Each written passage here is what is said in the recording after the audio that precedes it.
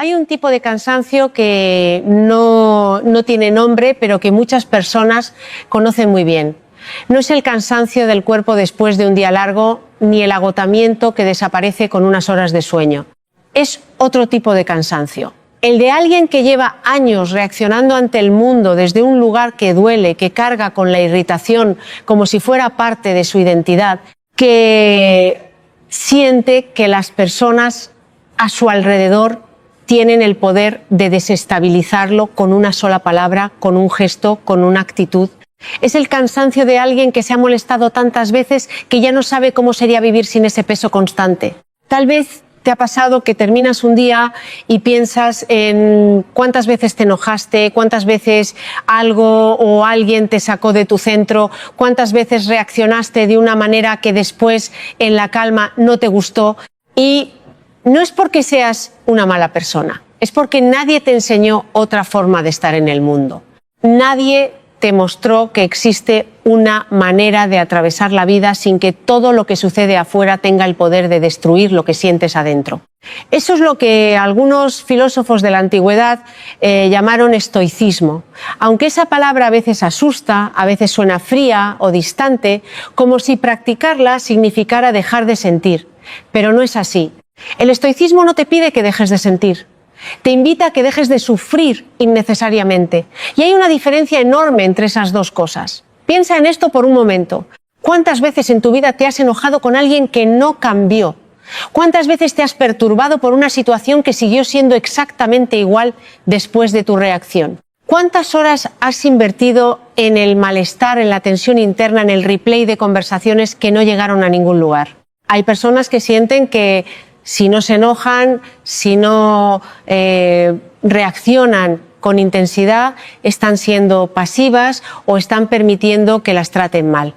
Pero eso es una confusión muy profunda, una confusión que vale la pena deshacer con cuidado, porque viene de un lugar real, de experiencias reales donde probablemente alguien aprendió que solo siendo visible en su dolor era escuchado. La primera cosa que el estoicismo nos devuelve es una pregunta que parece simple, pero que tiene el poder de cambiar completamente la manera en que vivimos el día a día. Esa pregunta es esta: ¿está esto en mi control o no está en mi control? Nada más. No hay un juicio moral detrás de esa pregunta. No hay una valoración de si la situación es justa o injusta. Solo hay una pregunta honesta sobre dónde está el poder real. Y cuando empiezas a hacerte esa pregunta con sinceridad te das cuenta de que la mayor parte de lo que te genera angustia, rabia o malestar está fuera de tu control.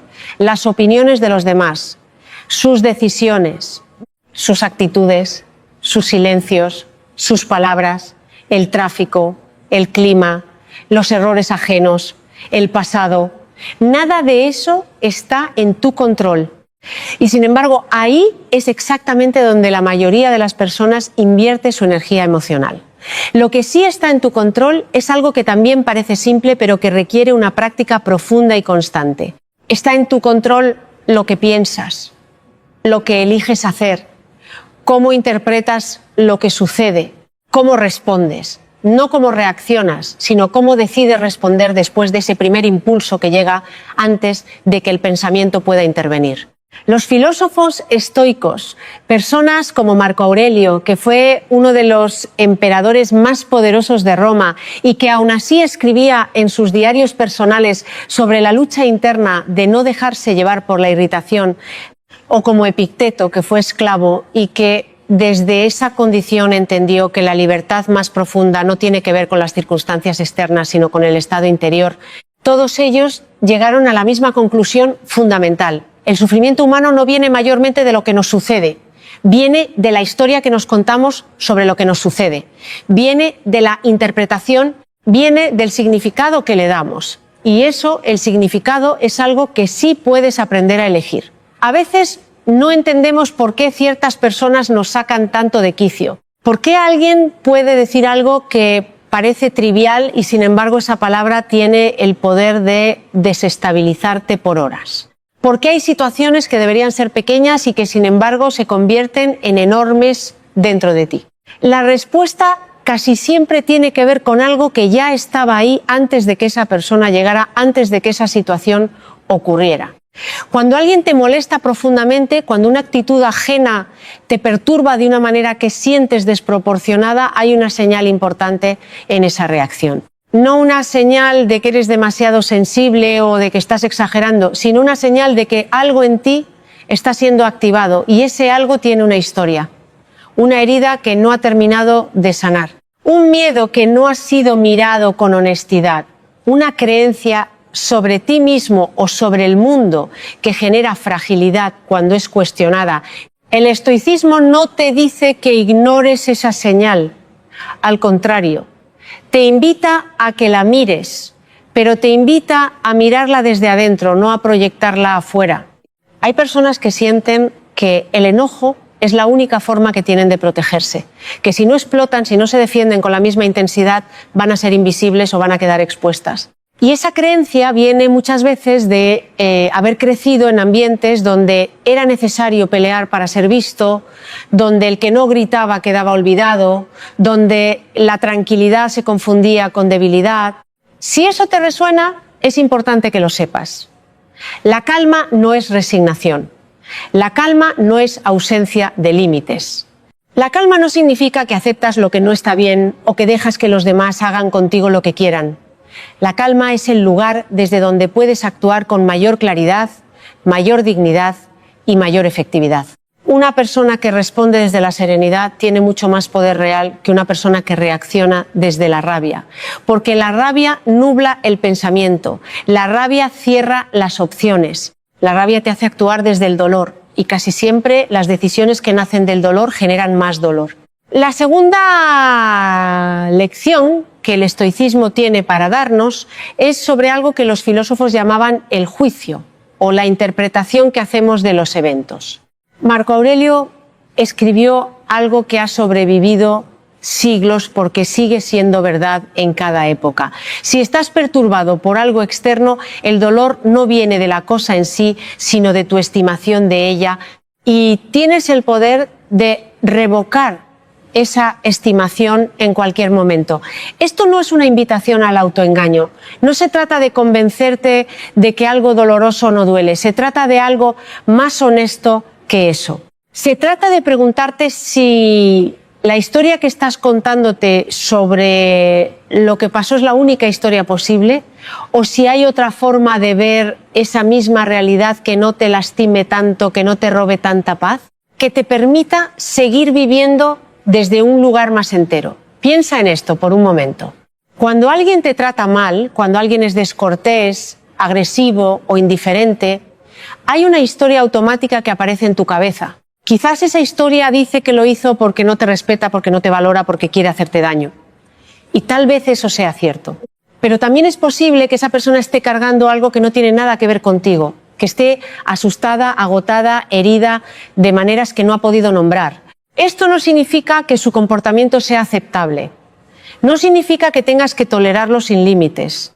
Significa que cuando puedes ver al otro como alguien que también lucha, que también lleva peso, que también a veces reacciona desde sus heridas en lugar de desde su sabiduría, entonces tu enojo pierde algo de su fuerza automática. Y en ese espacio que aparece, puedes elegir cómo responder en lugar de simplemente reaccionar. Hay una imagen que me parece muy poderosa para entender esto.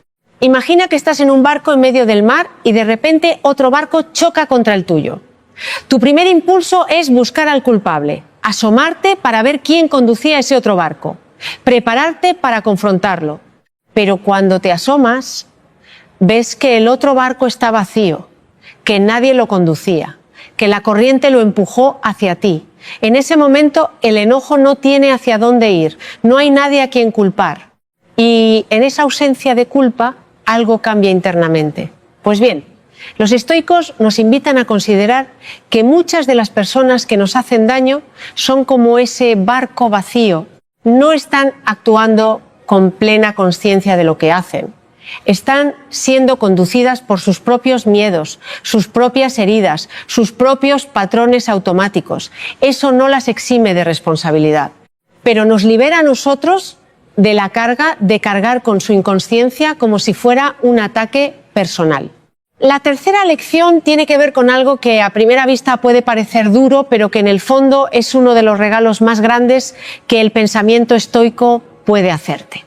Se trata de la práctica de la anticipación negativa, que los filósofos llamaban premeditatio malorum. No es pesimismo. Es lo contrario del pensamiento mágico que nos hace creer que todo siempre debería salir bien y que cuando algo sale mal hay una injusticia cósmica que nos ha golpeado. La práctica consiste en recordarte con regularidad que las cosas pueden no salir como esperas, que las personas que amas pueden cometer errores, que los planes pueden fallar, que los días pueden ser difíciles, no para paralizarte con el miedo, sino para que cuando lleguen esos momentos no te tomen tan desprevenido, porque gran parte de la intensidad del enojo viene de la expectativa. Cuando esperamos que algo sea de una manera y resulta ser de otra, la distancia entre la expectativa y la realidad se convierte en frustración y la frustración acumulada se convierte en rabia. Tal vez te ha pasado que hay alguien en tu vida que llega tarde sistemáticamente. Cada vez que quedas con esa persona y llega tarde, te enojas. No porque el hecho en sí sea terrible, sino porque seguías esperando que fuera diferente. Seguías poniendo la misma expectativa en alguien que ya te había demostrado repetidamente cómo funciona. Los estoicos te preguntarían, ¿cuántas veces más necesitas que eso ocurra para ajustar tu expectativa a la realidad? No para resignarte o para tolerar lo que no quieres tolerar, sino para dejar de gastar tu energía emocional en sorprenderte por lo que ya conoces. Hay una diferencia entre ajustar una expectativa y renunciar a un deseo. Puedes seguir deseando que esa persona sea puntual, puedes incluso conversarlo, puedes decidir si esa relación merece continuar, pero mientras tanto gastar tu paz en indignarte cada vez que ocurre algo predecible es una forma de elegir el sufrimiento. Lo que estás sintiendo tiene una historia cuando hablamos del enojo, porque el enojo no es un enemigo, el enojo es una emoción que en su origen tiene una función, nos señala que algo no está bien, que un límite ha sido cruzado, que una necesidad no ha sido respetada. Esa función es válida y necesaria. El problema no es sentir enojo.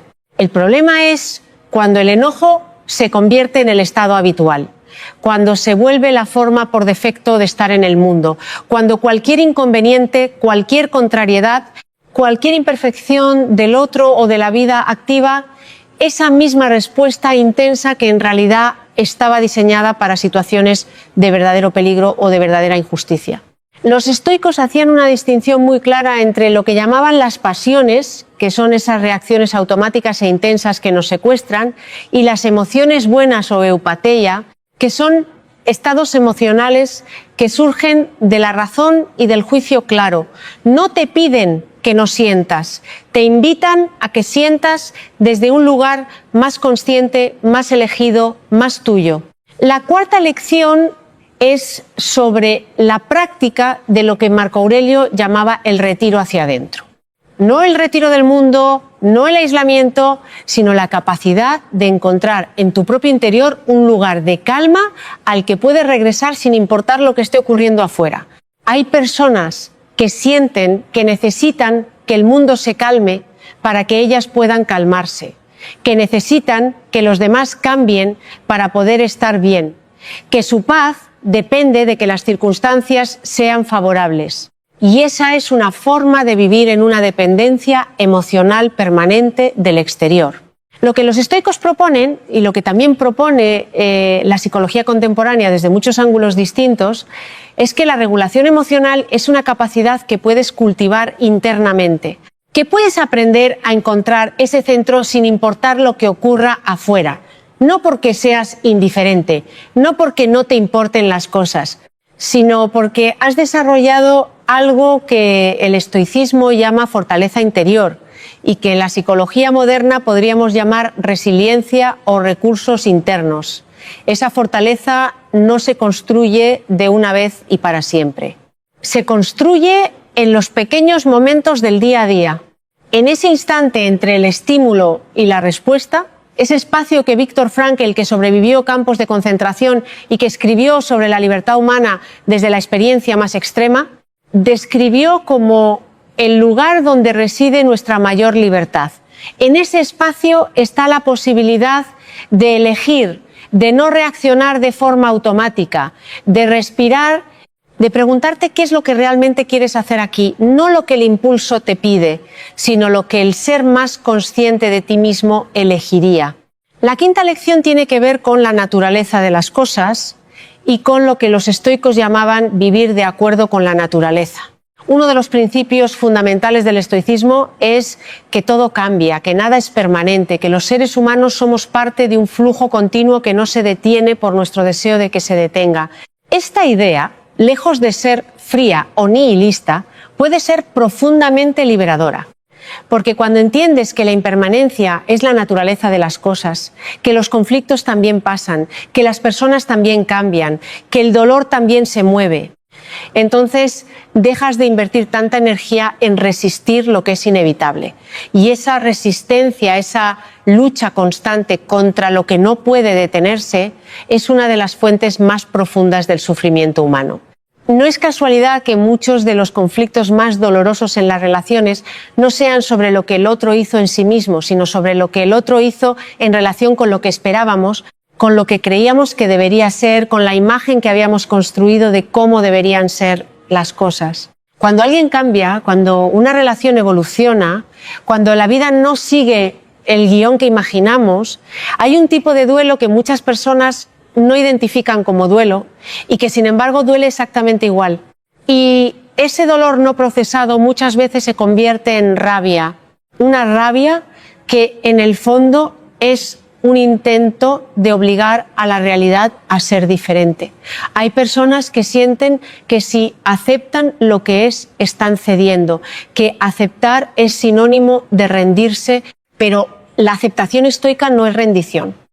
Es algo más parecido a lo que en algunas tradiciones orientales se llama ecuanimidad, que es la capacidad de estar con lo que es sin ser destruido por ello, sin perder el propio centro, sin que la realidad te arrase completamente. Puedes aceptar que algo es difícil y al mismo tiempo hacer lo que está en tu poder para cambiarlo. Puedes aceptar que alguien te ha herido y al mismo tiempo elegir, no dejar que esa herida defina cómo tratas al mundo entero. La aceptación no cierra el movimiento, lo permite con más claridad. La sexta lección es sobre el ego y sobre lo que los estoicos llamaban la vanidad o la vanagloria.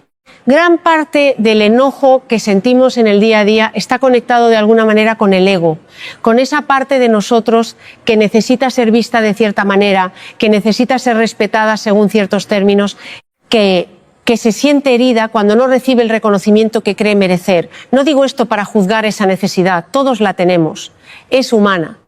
Pero vale la pena mirarla con honestidad, porque muchas veces lo que creemos que es una cuestión de valores o de principios, en realidad es una cuestión de ego. Alguien no me saludó y me enojé porque es un principio de respeto mutuo o porque mi ego se sintió ignorado. Alguien me contradijo en público y me enojé porque había algo genuinamente injusto en esa situación o porque mi imagen fue cuestionada. Estas preguntas no buscan que seas cruel contigo mismo, buscan que seas honesto, porque en esa honestidad hay una libertad enorme. Marco Aurelio se hacía este tipo de preguntas regularmente. A pesar de ser el hombre más poderoso de su tiempo, anotaba en sus diarios privados la lucha constante de no dejar que el ego, la adulación, el poder o la rabia lo alejaran de quien quería ser. Escribía cosas como: hoy alguien me habló sin el respeto que merece mi posición y me di cuenta de que el enojo que sentí tenía más que ver con mi orgullo que con alguna injusticia real. Esta honestidad brutal consigo mismo, sin culpa pero con claridad, era parte central de su práctica. La séptima lección tiene que ver con algo que muchas personas pasan por alto cuando hablan de estoicismo, y es la compasión. El estoicismo no es una filosofía de la indiferencia hacia los demás, al contrario. Los estoicos creían profundamente en la comunidad humana, en el concepto que llamaban cosmopolitismo, la idea de que todos los seres humanos somos parte de una misma familia y que el bien de uno está conectado con el bien de todos. Cuando miras a alguien que te ha hecho daño y en lugar de solo ver al agresor, puedes ver también a la persona asustada, herida, desconectada de sí misma que hay detrás de ese comportamiento, no estás siendo ingenuo, estás siendo más complejo. más humano. Y esa complejidad no anula los límites, no significa que aceptes todo, significa que puedes actuar desde un lugar más limpio, sin el veneno de la rabia que muchas veces termina por envenenarte más a ti que a la otra persona. Hay una idea que Epicteto repetía con frecuencia y que vale la pena detenerse a sentir de verdad. Decía que cuando alguien actúa mal, actúa desde la ignorancia. No desde la maldad esencial, sino desde no saber hacerlo de otra manera. Esto no es una justificación. Hay personas que hacen cosas terribles y que deben ser responsabilizadas por ello. Pero para el trabajo interior, para el trabajo de no cargar con la rabia de otros como si fuera tuya, esta perspectiva puede ser muy liberadora. Porque si alguien actúa desde la ignorancia, entonces su comportamiento no dice nada fundamental sobre tu valor. Solo dice algo sobre su nivel de consciencia en ese momento. La octava lección es sobre el tiempo y sobre uno de los ejercicios más poderosos que el estoicismo propone, que es preguntarse con regularidad: ¿esto importará en 10 años? No como una manera de trivializar el dolor presente, sino como una manera de calibrar la energía emocional que vale la pena invertir en cada cosa. Hay conflictos que merecen tu atención, tu energía, tu disposición a confrontar, a poner límites, a trabajar en la relación. Y hay conflictos que son pequeños, que son pasajeros, que van a desaparecer sin dejar huella, pero que en el momento en que ocurren tienen el poder de apoderarse de horas enteras de tu vida. Aprender a distinguir entre unos y otros no es frivolidad, es sabiduría emocional. Es decidir conscientemente dónde va tu energía en lugar de dejar que cualquier estímulo externo determine ese uso. Tal vez te ha pasado que después de una discusión que en el momento sintió enorme, pasan unos días y ya no recuerdas exactamente por qué empezó, ya no sientes la misma intensidad, ya todo ha tomado una perspectiva diferente. Eso no significa que estuvo mal sentir lo que sentiste. Significa que el tiempo nos da perspectiva que en el momento no tenemos. La práctica estoica consiste en intentar acceder a algo de esa perspectiva antes del tiempo, en el calor del momento, para no actuar desde la distorsión que el enojo inmediato produce. La novena lección, y tal vez la más profunda de todas, es la que tiene que ver con la práctica diaria. El estoicismo no es una teoría que se entiende una vez y se incorpora para siempre. Es una práctica que se elige en cada momento, en cada situación pequeña y en cada situación grande, que se olvida y se retoma, que requiere paciencia con uno mismo, que exige una honestidad constante que puede ser incómoda, pero que también puede ser profundamente transformadora. Marco Aurelio, que como dijimos fue uno de los practicantes más estudiados del estoicismo, falló constantemente según sus propios registros. Se enojaba, reaccionaba desde el ego, actuaba desde el impulso y cada vez regresaba, sin castigarse, sin abandonar, solo regresando. Eso es lo que te invita a esta práctica. No a ser perfecto, no a nunca volver a enojarte, sino a desarrollar una relación diferente con el enojo cuando aparece, a reconocerlo como una señal, a hacer la pausa, a preguntarte si lo que sientes te está llevando hacia donde quieres ir, a elegir, en la medida de lo posible, actuar desde el lugar más consciente y más libre que puedes encontrar en ti mismo en ese momento. No es casual que en este tiempo, donde todo ocurre rápido, donde los estímulos son constantes, donde la reactividad se ha normalizado como forma de relacionarse con el mundo, estas enseñanzas que tienen más de 2000 años sigan siendo tan relevantes, porque la naturaleza humana no ha cambiado tanto. Seguimos siendo seres que sufrimos cuando no controlamos lo incontrolable. Seguimos siendo seres que nos perturbamos por las interpretaciones más que por los hechos. Seguimos siendo seres que confundimos el ego con los valores, la reactividad con la autenticidad, la explosión con la fuerza. Y también seguimos siendo seres capaces de aprender, de crecer, de elegir, aunque sea un poco más hoy que ayer, actuar desde la parte de nosotros que es más sabia, más serena, más libre. Eso no requiere ser un filósofo, ni vivir en la antigua Roma, ni haber estudiado teorías complejas. Requiere solo una disposición honesta a mirarte, a preguntarte, a elegir de forma consciente cuando puedas y a ser compasivo contigo mismo cuando no puedas. Hay algo que me gustaría que llevaras de todo esto, no como una enseñanza externa, sino como algo que quizás ya sabías de alguna manera, pero que hoy tiene un poco más de forma. El enojo no eres tú, la rabia no es tu identidad. Son respuestas que aprendiste en algún momento porque en ese momento tenían sentido, porque te protegían de algo, porque eran lo que sabías hacer. Pero aprender nuevas formas de responder no borra lo que fuiste, solo abre lo que puedes llegar a ser. Y ese proceso no tiene que ser doloroso, ni rígido, ni solitario. Puede ser un camino de conocerte más, de sorprenderte con tu propia capacidad de calma, de descubrir que hay una paz en ti que no depende de que el mundo sea perfecto ni de que las personas sean como quieres que sean. Esa paz siempre ha estado ahí, a veces enterrada, a veces olvidada, a veces cubierta por años de reactividad aprendida, pero está. Y cada vez que en un momento difícil logras hacer la pausa, que logras no decir lo que el impulso quería decir, que logras preguntarte qué es lo que realmente importa aquí, estás encontrándola de nuevo. Poco a poco, sin prisa, con la misma compasión que ojalá puedas aprender a tener también con los demás. Porque en el fondo todos estamos aprendiendo, todos cometemos errores, todos a veces actuamos desde el miedo o desde el dolor. Y esa humanidad compartida es lo que hace posible que sigamos eligiendo una y otra vez algo diferente.